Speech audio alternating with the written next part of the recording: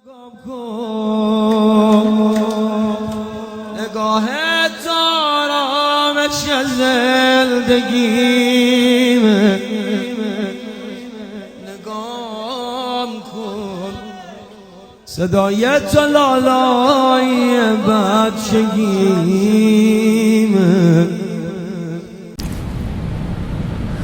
اعوذ باللہ من الشیطان اللعین الرجیم بسم اللہ الرحمن الرحیم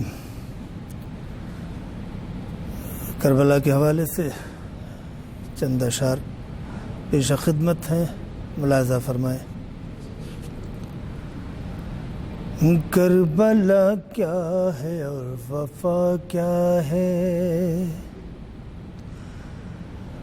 کربلا کیا ہے اور وفا کیا ہے، لفظ بدلا ہے فاصلہ کیا ہے، لفظ بدلا ہے فاصلہ کیا ہے، کیا خبر ان کو کربلا کیا ہے،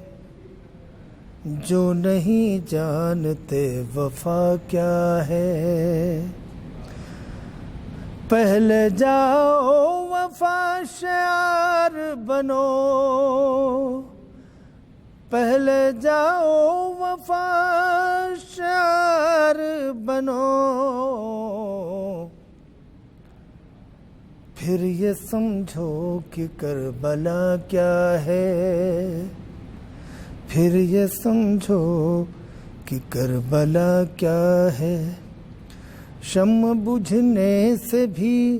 نہیں جاتے، شمع بجھنے سے بھی نہیں جاتے، شمع بجھنے سے بھی نہیں جاتے، سمجھو پروانہ وفا کیا ہے، سمجھو پروانہ وفا کیا ہے، مسخ تاریخ کے نہ پڑھ چہرے،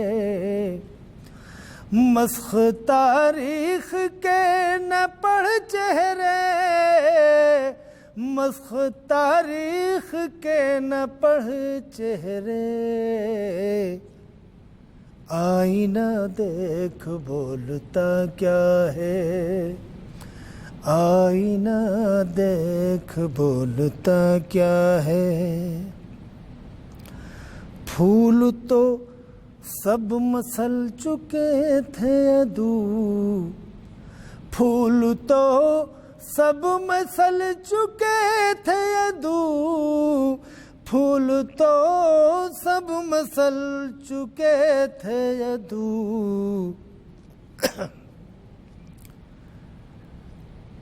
ارض کربل پہ پھر کھلا کیا ہے، ارض کربل پہ پھر کھلا کیا ہے، معرفت شاہ کی نہیں جس کو، معرفت شاہ کی نہیں جس کو، معرفت شاہ کی نہیں جس کو، ہم کو پیغام کربلا کیا ہے، معرفت شاہ کی نہیں جس کو، دین حق سے وہ آشنا کیا ہے، دین حق سے وہ آشنا کیا ہے، شاہ کی طرح سر اٹھا کے جیو، شاہ کی طرح سر اٹھا کے جیو، ورنہ جینے کا فائدہ کیا ہے، ورنہ جینے کا فائدہ کیا ہے، کٹ کے سر چڑھ رہے ہیں نیزوں پر، کٹ کے سر چڑھ رہے ہیں نیزوں پر، کٹ کے کٹ کے سر چڑھ رہے ہیں نیزوں پر، سرفرازی کی انتہا کیا ہے، سرفرازی کی انتہا کیا ہے۔ حر کی تدبیر نے یہ بتلایا، حر کی تدبیر نے یہ بتلایا، حر کی تدبیر نے یہ بتلایا،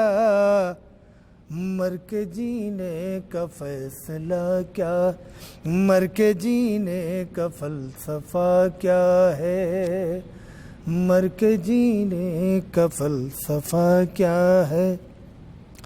یوں منور ہے جون کا چہرہ، یوں منور ہے جون کا چہرہ، یوں منور ہے جون کا چہرہ، ماہ خورشید کی ضیا کیا ہے، ماہ خورشید کی ضیا کیا ہے۔ نو کے نیزہ تلاوت قرآن، نو کے نیزہ تلاوت قرآن، نو کے نیزہ تلاوت قرآن، حامل مصحف خدا کیا ہے، حامل مصحف خدا کیا ہے۔ کر لو زوار کربلا سے سوال، کر لو زوار کربلا سے سوال، کر لو زوار کربلا سے سوال، خلد جانے کا راستہ کیا ہے،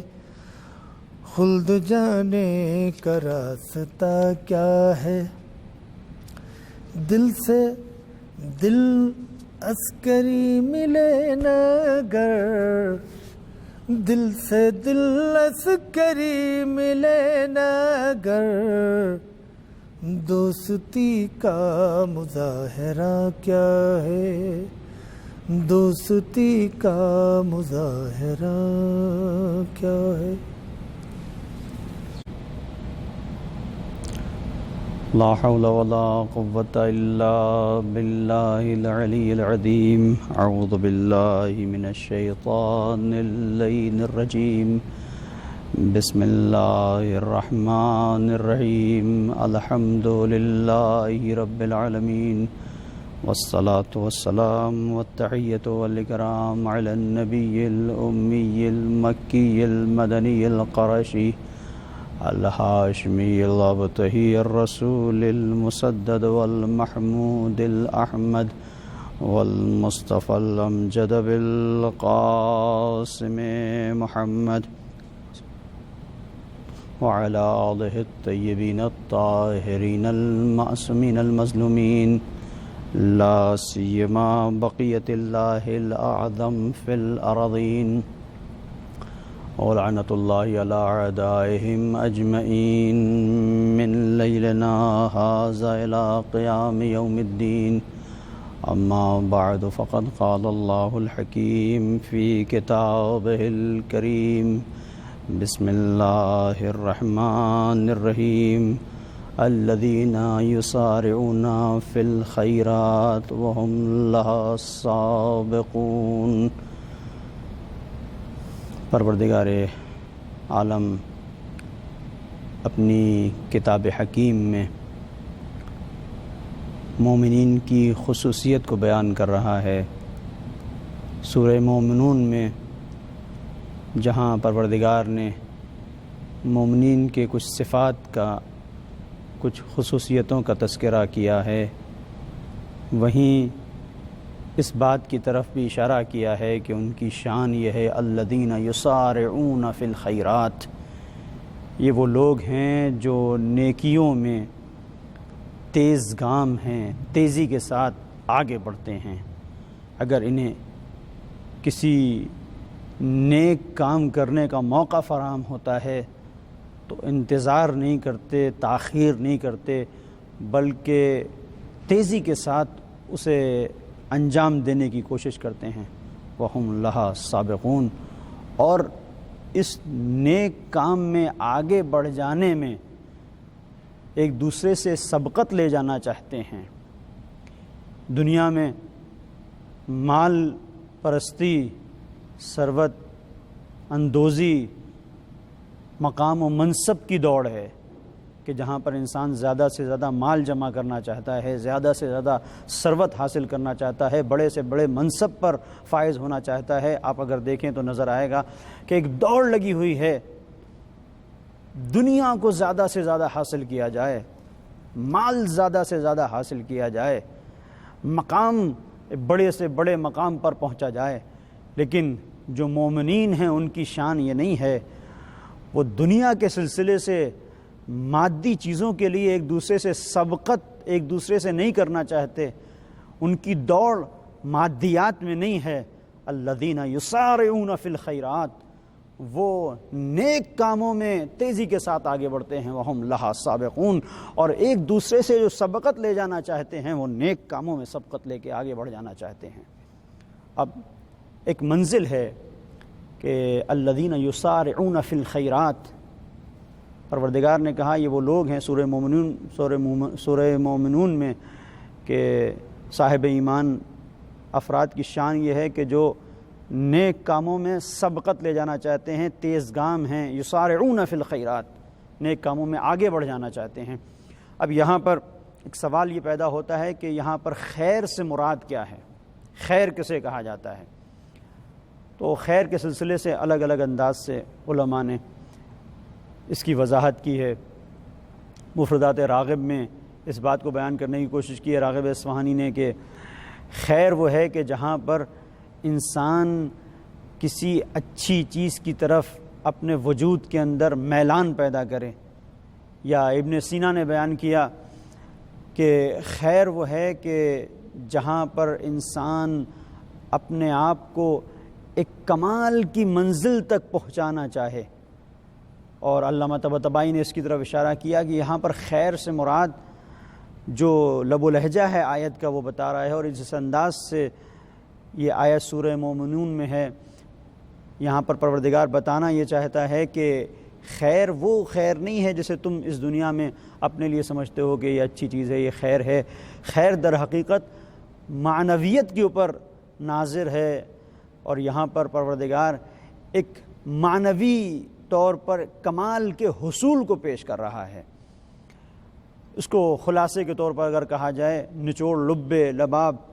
ان تمام باتوں کا تو یہ ہے کہ جہاں پر بھی انسان کسی کمال کو حاصل کرنا چاہے تو اسے خیر کہا جائے گا،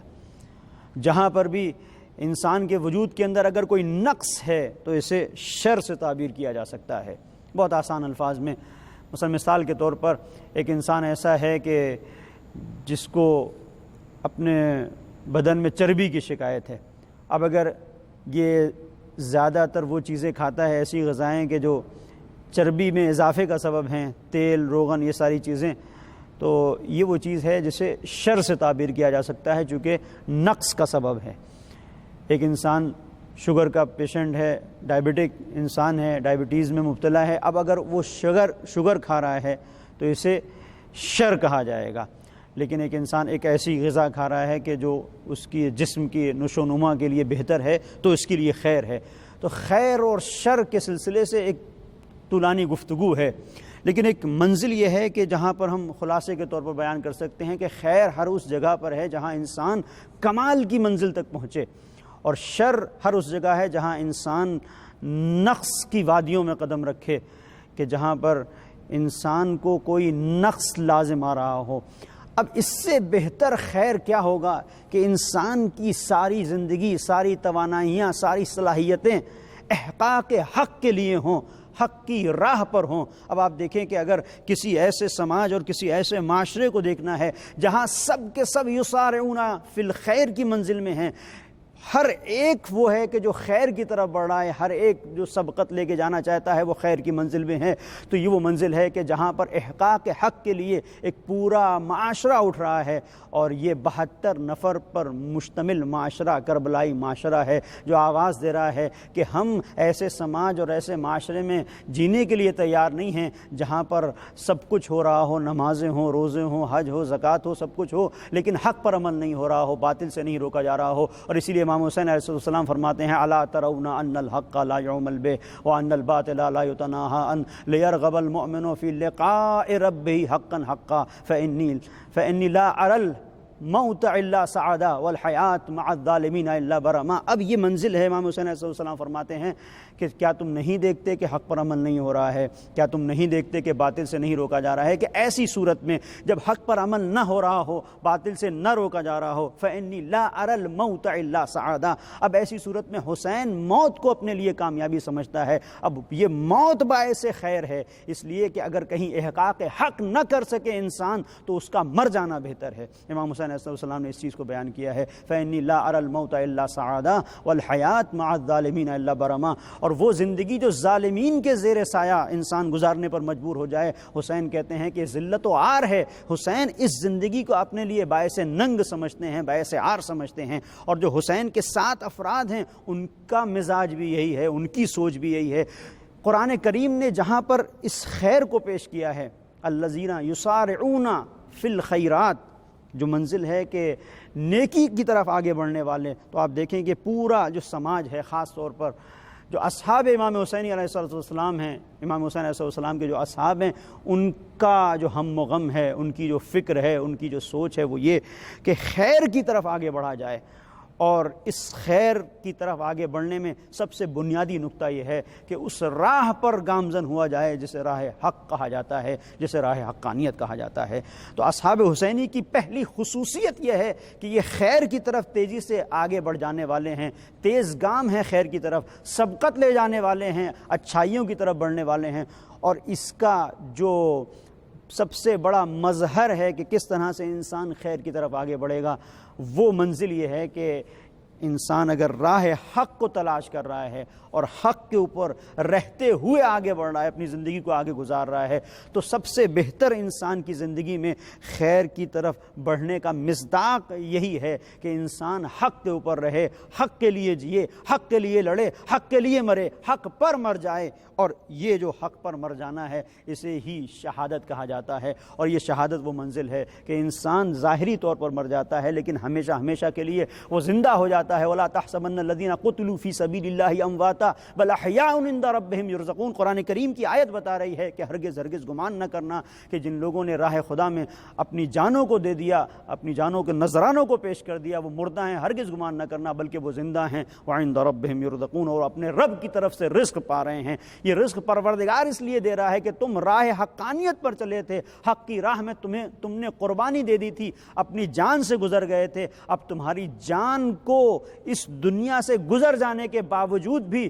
بچا کے رکھنا اور اسے گواہ بنا دینا، ساری دنیا کے اوپر گواہ بنانا، شاہد کے طور پر پیش کرنا، لوگوں کے اعمال کے اوپر ناظر بنا دینا، یہ ہمارا کام ہے۔ رہتی دنیا تک تمہارا نام بھی باقی رہے گا، تمہارا مقصد بھی باقی رہے گا، تمہارا مشن بھی باقی رہے گا۔ بس منزل یہ ہے کہ انسان خیر کی طرف آگے بڑھتے ہوئے کبھی یہ نہ دیکھے کہ اس کی جان جا سکتی ہے، اس کی آبرو جا سکتی ہے، اس کا مال جا سکتا ہے، جو کچھ ہے وہ اگر اس نے قربان کر دیا تو یہی خیر ہے۔ اس لیے کہ خیر دنیا میں یہ نہیں ہے کہ انسان زیادہ اس کی اولاد ہو یا اس کے پاس زیادہ مال ہو یا اس کے پاس بڑا منصب ہو۔ امیر المومنین علی ابن ابی طالب علیہ السلام فرماتے ہیں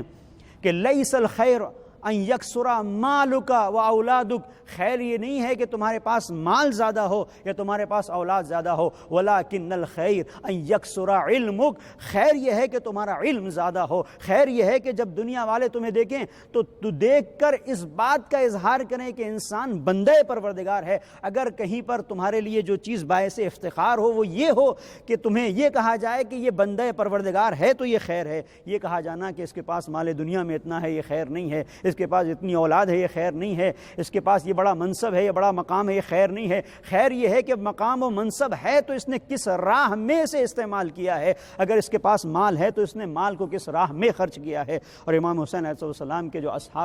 اصحاب ہیں ان کی زندگی آپ دیکھیں، کربلا میں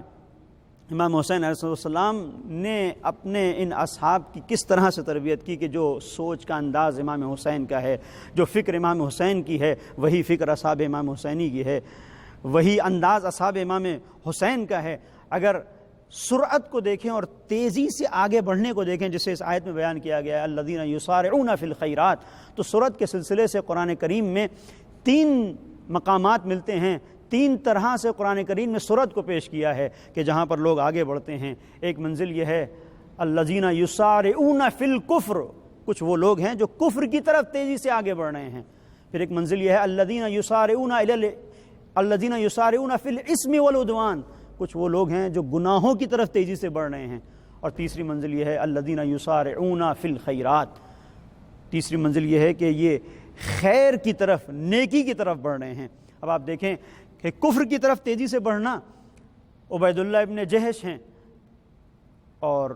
اپنے دین کو بچانے کے لیے حبشہ کی طرف ہجرت کرتے ہیں، لیکن آپ دیکھیں تاریخ میں کیا ہوتا ہے، ان کے ساتھ کیا ہوتا ہے، تاریخ کیا بتاتی ہے۔ دین کو بچانے کے لیے جس شخصیت نے ہجرت کی تھی، جب اس نے ماحول کو دیکھا، جب اس نے کلچر کو دیکھا، جب وہاں کی تہذیب کو دیکھا، عیسائی لوگ ہیں، شراب جائز ہے، موج مستی کر رہے ہیں، عیاشیوں میں مشغول ہیں، تو ویسے ہی ہو گئے، اور پھر تاریخ کہتی ہے تنصرا، نصرانی ہو گئے، اپنے دین سے ہاتھ دھو بیٹھے۔ یہ وہ منزل ہے یسارعون فی الکفر، یہ کفر کی طرف سبقت ہے۔ اور ایک منزل ہے یسارعون الی الاسم والعدوان، گناہوں کی طرف، معصیت کی طرف آگے بڑھنا۔ اب اس میں جہاں کربلا ہمیں بہت سارے ایسے ہمارے سامنے دروس ہمارے حوالے کرتی ہے کہ جس کی روشنی میں ہم اپنی زندگی کو سنوار سکتے ہیں، وہیں پر کربلا یہ بتاتی ہے کہ اگر انسان اپنے وجود کو، اپنے باطن کو پاکیزہ کرنا چاہے تو کوئی چیز اس کے لیے رکاوٹ نہیں بن سکتی، لیکن اگر اس کا باطن آلودہ ہے، اس کا باطن پاک نہیں ہے، تو دیکھیں کہ کس طرح سے ایک گھر میں رہتے ہوئے ایک بھائی کا انداز کچھ اور ہوگا، دوسرے بھائی کا انداز کچھ اور ہوگا۔ تاریخ میں یہ واقعہ ملتا ہے، کربلا میں اس سلسلے کو بیان کیا گیا کہ 2 بھائی ہیں، عمرو بن قرظہ، علی بن قرظہ، اور دونوں میں دیکھیں کتنا فرق ہے۔ ایک وہ ہے یسارعون الی الخیرات، یسارعون فی الخیرات، نیکی کی طرف آگے بڑھنے والے ہیں، نیکی کی طرف گامزن ہیں، اور ایک منزل وہ ہے کہ یسارعون فی الاسم والعدوان، گناہوں کی طرف آگے بڑھنے والے لوگ ہیں۔ 2 بھائی ہیں، علی بن قرظہ دشمنوں کے لشکر میں ہے، اور عمرو بن قرظہ امام حسین علیہ السلام کے اصحاب میں ہیں، اور ان کی شہادت ہوتی ہے، امام حسین علیہ السلام کے اصحاب میں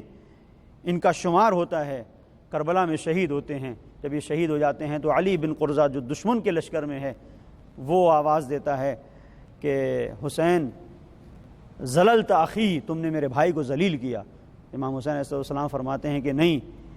ہم نے ہدایت کی ہے تمہارے بھائی کی نیکی کی طرف، حقانیت کی راہ کی طرف، اور وہ اللہ کی راہ میں شہید ہوا ہے۔ جبکہ علی بن قرظہ دشمن کے لشکر میں ہے، اپنے بھائی کا انتقام لینے کے لیے گویا ایک طرح سے آتا ہے، اور امام حسین علیہ السلام کے ساتھ جنگ کرتا ہے۔ اور تاریخ یہ کہتی ہے کہ ایک شخصیت ہے نافع بن ہلال، نافع بن ہلال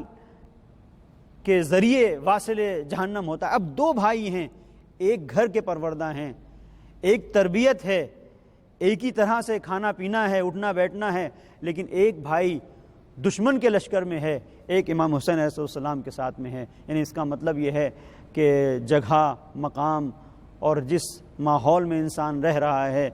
وہ ماحول اپنا اثر ضرور دکھاتا ہے، لیکن اتنا اثر نہیں دکھاتا کہ انسان کو حق کی راہ سے موڑ سکے یا حق کی راہ پر گامزن کر سکے۔ یہ ساری چیزیں مؤثر ضرور ہوتی ہیں، لیکن جو بنیادی طور پر جو چیز سب سے زیادہ مؤثر ہے وہ انسان کی روحانی طور پر پاکیزگی ہے، وہ انسان کا خیر کی طرف آگے بڑھنا ہے، وہ انسان کا اچھائیوں کی طرف آگے بڑھنا ہے۔ اور امام حسین علیہ السلام کے جو اصحاب باوفا ہیں ان کی اگر آپ زندگی کا مشاہدہ کریں تو ہر ایک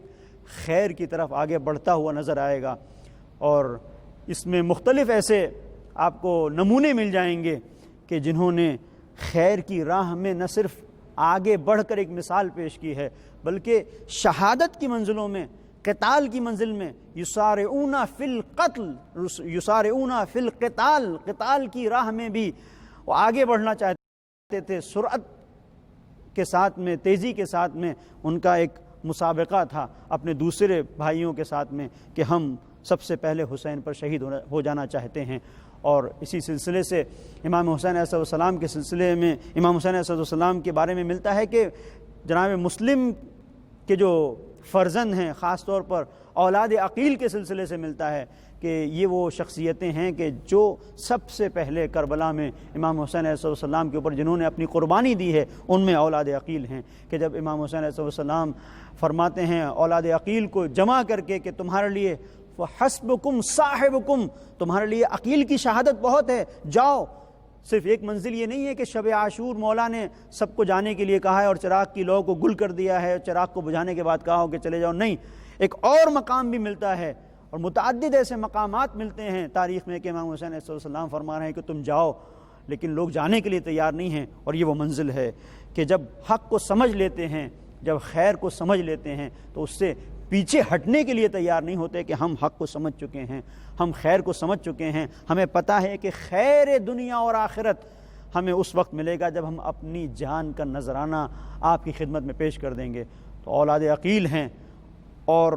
دیگر وہ افراد ہیں۔ امام حسین علیہ السلام کے سلسلے سے ملتا ہے کہ غفاری عبد الرحمن غفاری، عبداللہ غفاری، دو بھائی ہیں، امام حسین علیہ السلام کی خدمت میں حاضر ہوئے، کس طرح سے خیر کی طرف سبقت لے جانا چاہتے ہیں، تیز گام ہیں، آواز دیتے ہیں مولا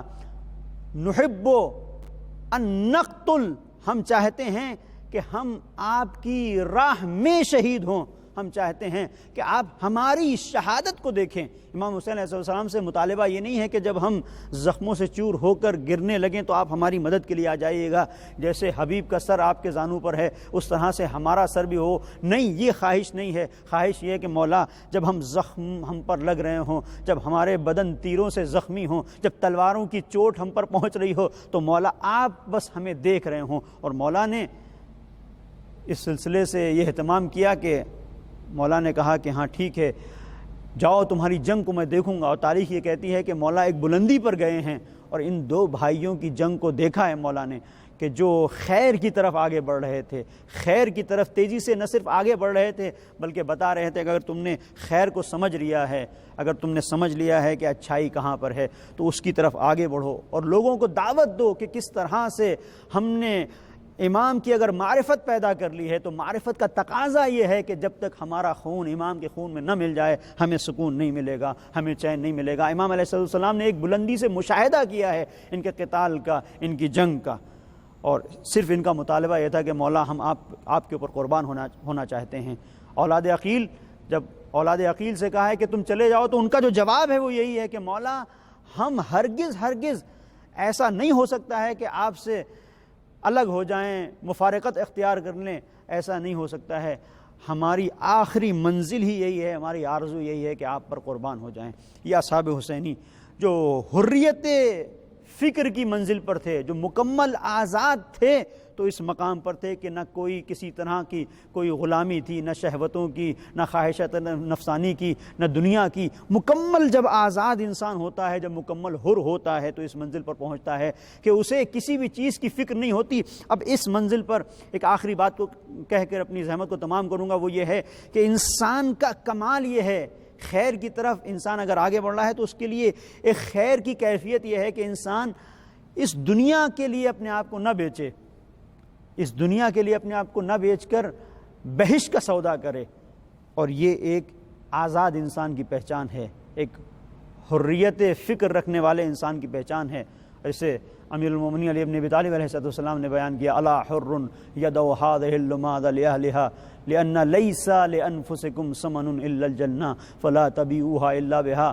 کیا کوئی آزاد انسان ایسا ہے الا حر یدعو هذه اللماض جو اس دنیا کے چبائے ہوئے لقمے کو اس کے اہل کے لیے چھوڑ دیتا ہے. آگاہ ہو جاؤ کہ آزاد انسان کی کیفیت ہی یہی ہے کہ وہ دنیا کے پیچھے نہیں بھاگتا. یہ دنیا اس کے لیے ایسے ہی ہوتی ہے جیسے کہ کسی انسان نے غذا کا ایک لقمہ ہو جسے چبا لیا ہو. جس طرح سے چبائے ہوئے لقمے کی طرف ایک آزاد انسان نہیں دیکھتا کہ ہمیں مل جائے، ایسے ہی ایک آزاد انسان اس دنیا کو، دنیا کی لذتوں کو، دنیا کی ان تمام رنگینیوں کو، دنیا کی ان تمام نعمتوں کو جو پروردگار نے لوگوں کے لیے رکھی ہیں، اس طرح سے نہیں دیکھتا ہے، بلکہ وہ سمجھتا ہے کہ یہ تو ایک چبایا ہوا لقمہ ہے ملا. یعنی اس کی طرف اس کی توجہ نہیں ہوتی ہے کہ اسے حاصل کر لیا جائے، اسے اختیار کر لیا جائے، توجہ نہیں ہوتی ہے. بلکہ امام کیا فرماتے ہیں الا حر یدعو هذه اللماض لأهلها کہ آزاد انسان اس دنیا کو اس کے اہل کے لیے چھوڑ دیتا ہے. فلا تبیعوها الا بها ہرگز اپنے نفس کو دنیا کے لیے تم نہ بیچو.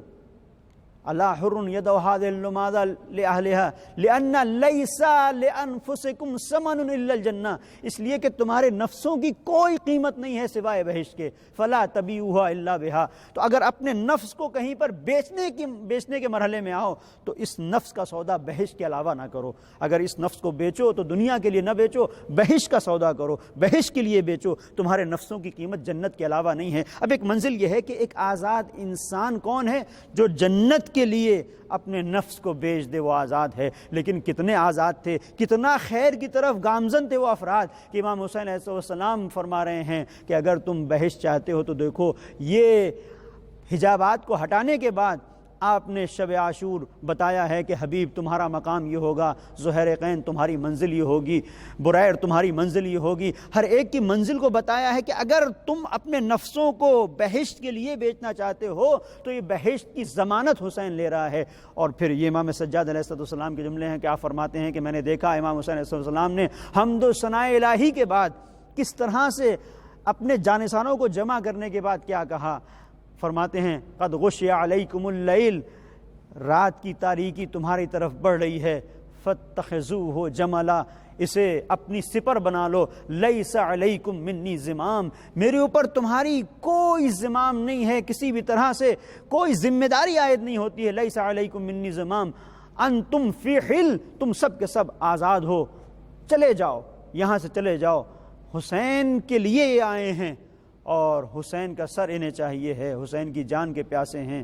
لیکن تم سے کوئی لینا دینا نہیں ہے، تم چلے جاؤ. اگر بات یہ ہے کہ تم یہ سوچتے ہو کہ رسول خدا کو جواب کیا دو گے، اگر تم یہ سوچتے ہو کہ تمہاری آخرت کا کیا ہوگا، تو آخرت کی ضمانت حسین دیتا ہے، بہشت کی ضمانت حسین دیتا ہے. لیکن یہ اتنا منزل خیر پر تھے اور اتنا ان کے وجود کے اندر حریت نفس پائی جاتی تھی کہ آواز دے رہے تھے کہ وہ عام لوگ ہیں جو اپنے نفسوں کا سودا جنت کے لیے کرتے ہیں. جب معرفت امام ہو جاتی ہے تو انسان اس منزل خیر پر پہنچ جاتا ہے کہ اسے اب نہ جنت چاہیے، نہ اسے یہ ہے کہ بہشت میں کیا کیا نعمتیں ہوں گی. اس کے لیے سب سے بڑی نعمت یہ ہے کہ جس امام کی معرفت میں وہ اس کربلا کے میدان تک آیا ہے، اس امام کی جان کے اوپر اپنی جان کو قربان کر دے. اور امام حسین علیہ السلام کے ان جانثار سپاہیوں نے، جانثار ساتھیوں نے اپنے عمل سے، اپنی فکر سے، اپنے کردار سے واضح کیا کہ کس طرح سے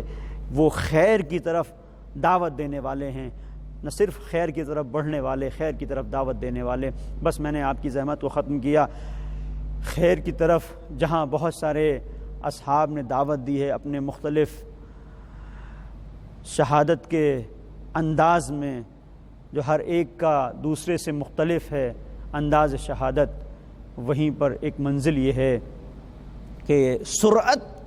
خیر کی طرف آگے بڑھ جانا معمولی بات نہیں ہے کہ امام حسین علیہ السلام جناب حبیب کو خط لکھتے ہیں اور بلاتے ہیں اور تیزی کے ساتھ حبیب پہنچ جاتے ہیں.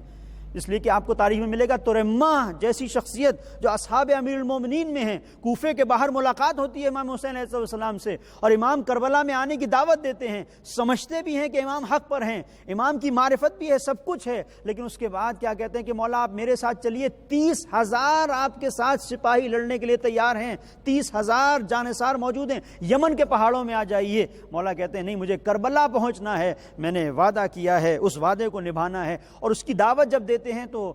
ترمہ سمجھتے ہیں، لیکن سمجھنے کے بعد کیا کہتے ہیں، مولا لیکن اپنے بچوں کے لیے کچھ آذوقہ پہنچانے کے لیے جانا چاہتا ہوں، آذوقہ پہنچا کے واپس آؤں گا۔ ایسا نہیں ہے کہ نیت میں کوئی کھوٹ ہے، آذوقہ پہنچا کے واپس بھی آتے ہیں، لیکن اس وقت پہنچتے ہیں جب واقعہ کربلا تمام ہو چکا ہوتا ہے، امام حسین شہید ہو چکے ہوتے ہیں۔ ایک منزل یہ ہے ترمہ جیسا صحابی، ایک منزل وہ ہے کہ جب حبیب کو خط لکھا ہے، کوفے کی ناکہ بندی ہو چکی ہے، اور اس کے باوجود جب نامہ بر نامہ لے کے پہنچا ہے قاصد اور حبیب کھانا کھا رہے ہیں، اس منزل پر جب نامہ بر نے کہا ہے، قاصد نے کہا ہے نا برید الحسین، تو حبیب پہنچے ہیں، اور پہنچنے کے بعد نامے کو لیا ہے، امام حسین علیہ السلام نے مکتوب لکھا ہے، آنکھوں سے لگایا ہے کہ کون، کا حسین کا قاصد ہوں۔ حسین کا قاصد آیا، یعنی ایک دوست نے دوست کو یاد کیا ہے۔ اب یہ منزل ہے، سرعت ہے، تیز گام ہونا ہے خیر کی طرف، اور حبیب نے نامے کو لیا اور لینے کے بعد آنکھوں سے لگایا ہے، اور اس کے بعد پڑھا۔ اب جو جملے ہیں امام حسین علیہ السلام کے کہ من الحسین الغریب الی رجل فقیہ، حسین غریب کی طرف سے ایک فقیہ مرد کے نام یہ خط ہے، کہ جہاں امام حسین علیہ السلام فرماتے ہیں حبیب انت تعلم قرابتنا من جدنا رسول اللہ، حبیب تم جانتے ہو کہ ہمارا رشتہ رسول اللہ سے کیا ہے، انت ذو غیرت و شیبہ، حبیب تم صاحب غیرت ہو، حبیب تمہارا دوست مشکلوں میں گرفتار ہو گیا ہے، کربلا میں گرفتار ہو گیا ہے۔ اب جو مفہوم مکتوب ہے وہ یہ ہے کہ حبیب ہماری نصرت سے دریغ نہ کرنا۔ اس منزل پر حبیب اپنی زوجہ کو آزمانا چاہتے ہیں، بیٹھے ہوئے ہیں، زوجہ کہتی، ظاہر تاریخ کی کہتی ہے کہ دسترخوان پر بیٹھے ہوئے تھے، زوجہ کہتی ہے حبیب کیا ہوا، کہا مولا نے خط لکھا ہے، کیا سوچ رہے ہو، سوچ رہا ہوں کہ تیرا کیا ہوگا۔ ایک مرتبہ کہتی ہے حبیب حسین فرزند زہرا تمہیں خط لکھے اور تم میرے بارے میں سوچ رہے ہو، میں خاک پھانک لوں گی، زندہ رہ لوں گی حبیب، لیکن تم جاؤ نصرت حسین کے لیے جاؤ۔ بس عزیزو، حبیب آتے ہیں، تاریخ یہ کہتی ہے، مقتل کہتا ہے کہ مسلم ابن اوسجا اور حبیب ساتھ ساتھ آئے ہیں، یسارعون فی الخیرات، یہ منزل ہے، نیکی کی طرف تیزی سے آگے بڑھنا ہے۔ اور جب آئے ہیں تو کس طرح سے استقبال ہوا ہے کہ ادھر سے لشکر کربلا کا، لشکر حسینی کا سردار علمدار کربلا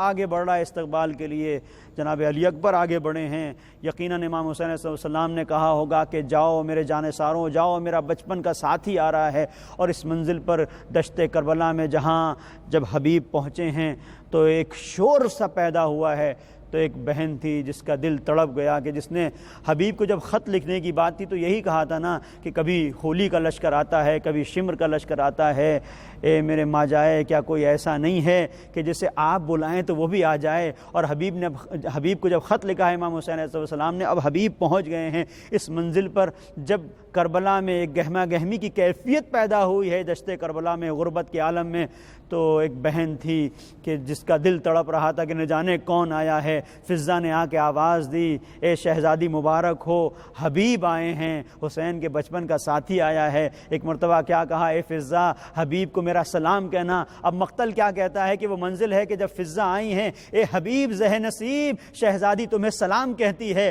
اب عزیزو، یہ منزل ہے کہ حبیب زمین کربلا پر بیٹھ گئے، خاک کربلا کو لیا، کبھی اپنے سر پر ڈالتے ہیں، اپنے سر کو پیٹتے ہیں، آواز دیتے ہیں، اپنے سر کو پیٹتے ہوئے آواز دیتے ہیں کہ اے زمانہ کیسا زمانہ آ گیا ہے، ارے روزگار کیسا روزگار آ گیا ہے کہ جس میں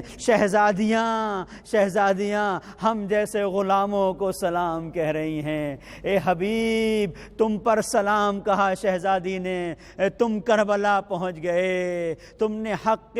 رفاقت کو ادا کر دیا، تم خیر کی طرف آگے بڑھنے والے تھے، لیکن حبیب تمہارا پہنچنا بھی شہزادی کے دل کی ڈھارس کچھ دیر کے لیے ضرور بنا۔ ہاں ایک منزل وہ بھی ضرور تھی کہ تم نے نماز بھی پڑھوا دی تھی، کہ جب حسین نماز پڑھ رہے ہیں، تیر آ رہے تھے، تم نے تیروں کو روکا تھا۔ تو عزیزوں، ایک منزل یہ بھی تھی، ایک منزل وہ بھی تھی شب عاشور، جب بہن اپنے ماجائے سے پوچھ رہی تھی کہ تم نے اپنے ساتھیوں کو آزما لیا ہے تو تم تلواروں کو لے کے آگے آگے آ گئے تھے، اپنے گلوں پر تلواریں رکھ کے تم نے کہا تھا کہ اگر آپ کہیں تو اپنے سروں کو تن سے جدا کر دیں گے۔ شہزادی کو یقین آ گیا تھا اے حبیب لیکن تم کہاں ہو؟ یہ شہزادی دشت کربلا میں اس وقت دوڑ رہی ہے جب ماجائے کو ذبح کیا جا رہا ہے۔ اے حبیب اپنے ساتھی کو بچا لو، اے حبیب۔ ارے زہرا کی جائے کہ دل کی ڈھارس، ارے آ کے دیکھو کہ کس طرح سے علی کی بیٹی فریاد کر رہی ہے۔ اے پسر ساتھ تو دیکھ رہا ہے میرا ماجایا ذبح ہو رہا ہے۔ سیعلم الذین ظلموا ای منقلب ینقلبون، انا للہ و انا الیہ راجعون۔